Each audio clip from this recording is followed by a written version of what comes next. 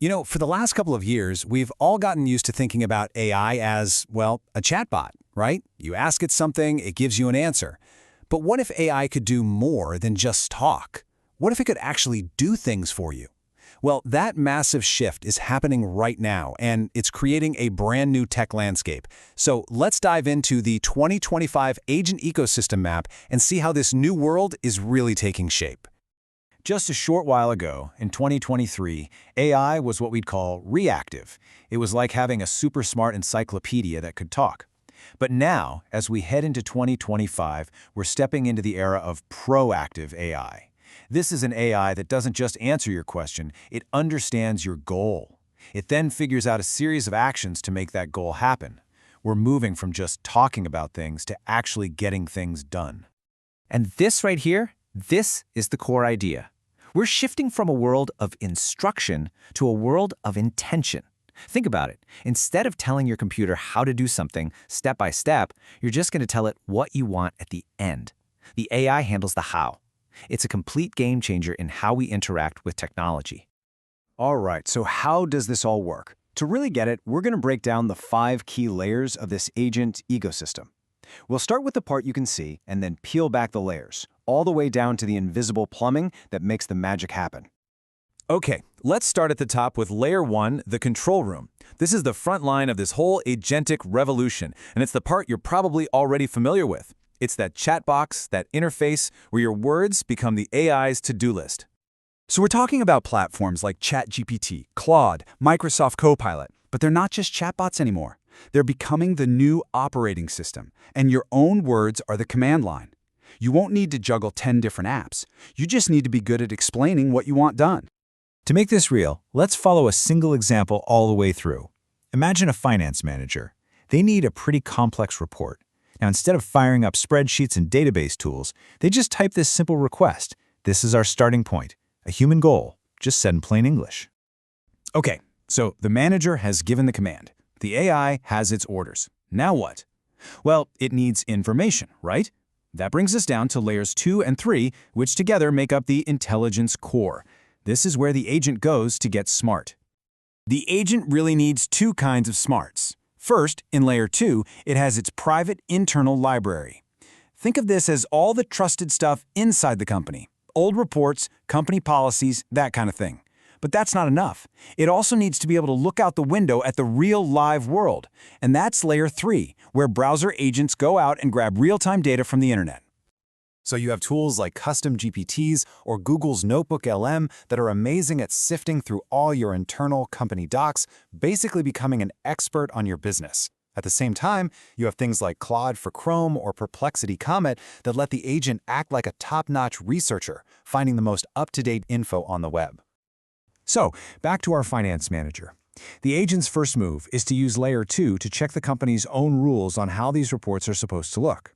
Then, it switches to layer 3, hits the web, and finds the latest Q3 market forecasts from reliable financial news sites. See? Now it has both the internal rules and the external reality. Okay, so the agent has the info, but now it needs to access some really sensitive internal systems, like sales data. This is a huge deal, and it's where layer 4, the developer's toolkit, comes in. This is the crucial engineering layer that builds a secure bridge between the AI's brain and the company's private data. We're talking about things called SDKs, or software development kits. Basically, these are the toolkits that developers use to build safe hallways for the AI to walk down. They create guardrails that say, hey AI, you can go here, but you absolutely can't go there. Frameworks like LangChain make it possible to build these secure, auditable connections to other software. For our report, this is absolutely critical. The SDK gives the agent a special, secure keycard to access only the sales data it needs from the company's big ERP system. This means it can grab the sales figures for the quarter without ever getting free rein to wander around in a super-sensitive database.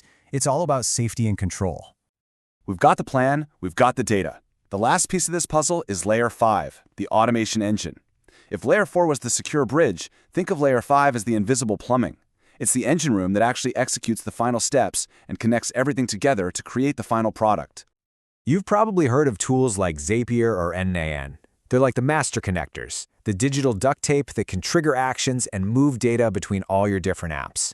And now, Tools like the OpenAI Agent Builder are starting to build this kind of automation smarts right into the AI itself.